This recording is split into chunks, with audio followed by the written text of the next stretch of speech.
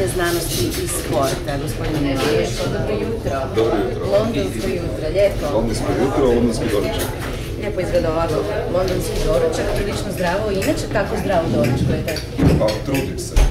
Ne uspijevam uvijek, ali trudim se budući je zdrav doručak vrlo bitno za zdrav početak zdravog dana, a onda i za zdrav život. Kad je netko ministar sporta, onda doista mora promovirati zdrav način života, prehranu, ali i sam sport. Bavite li se vi sportom? Stignete li? Rekreativno.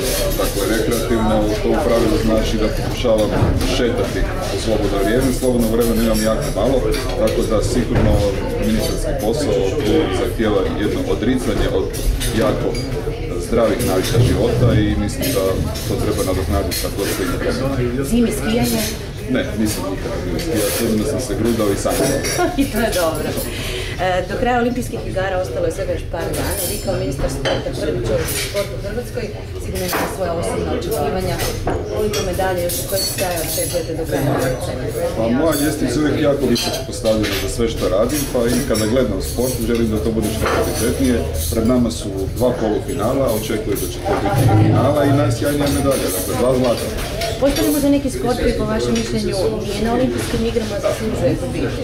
Pa teško je to reći, ima jako puno sportova danas na olimpijskim igrama i čovjek jedva uspije popratiti sve što se sada odvija na olimpijskim igrama. Recimo karate je možda jedan sport koji bi trebao biti zastupljen u ovoj olimpijskoj obitelji. Sad je možda zanemareno da ste i ministar obrazovanja, ali jesen je vruća i blizu je. Postoji li možda neka dobra vijest za roditelje koji iščekuju novu školsku godinu?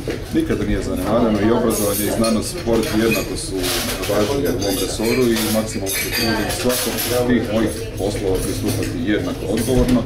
Kad je riječ o obrazovanju i znanosti, pred nama je vruća jesen, možda zbog pregovora sa sindikatima, da se još uvijek nadam da će ti pregovori završiti na najkvalitetniji način za sve, i za sindikate, i za učitelje i nastavnike, i za vladu.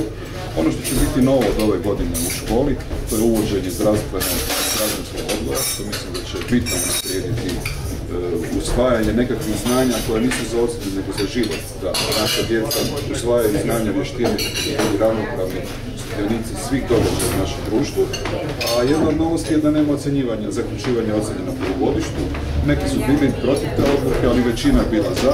Ja mislim da će to biti dobra poruka da se uči za znanje, a ne za ocjenu i da ćemo, budući su naše polugodišta različite dužine, da će to značiti jednu kvalitetu. Kad je riječ o studentima, od ove godine prvi put svi studenti koji redovno studiraju, koji su upisali i prvu godinu studija i sve ostale studije, studiraju besplatno, nema školarina, čime ostvarimo jedno od naših osnovnih povećanja sa ciljem da povećamo broj ljudi sa završenim fakultetom, jer je to jedini način da Hrvatska brže izlazi iz krize. Kao mama koja voli internet, veselim se i e-dnevnicima. Kad ih možemo očekivati? Još uvijek eksperimentalni program u dijelu škola, jako su zadovoljni i učitelji, i roditelji, i djeca.